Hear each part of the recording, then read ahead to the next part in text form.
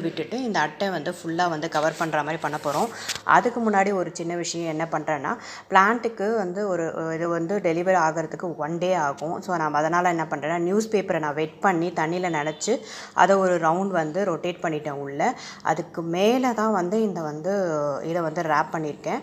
So இது வந்து என்ன ஆகும்னா வந்து நமக்கு வந்து பிளான்ட்டுக்கு தேவையான ஹியூமிடிட்டி வந்து அப்படியே இருக்கும் அண்ட் தொட்டியில் இருக்கும். நமக்கு ஒன் டே அது ரெஃப்ரெஷிங்காகவே இருக்கும்.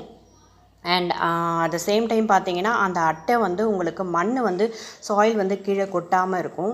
ஸோ இதுக்கு மேலே வந்து நம்ம என்ன பண்ண போகிறோம்னா, டேப் போட்டு நம்ம ஃபுல்லாக வந்து கவர் பண்ண போகிறோம். இது பார்த்தீங்கன்னா வந்து ஃபுல்லாகவே நம்ம வந்து டேப் போட்டு கவர் பண்ணிட வேண்டியதான்.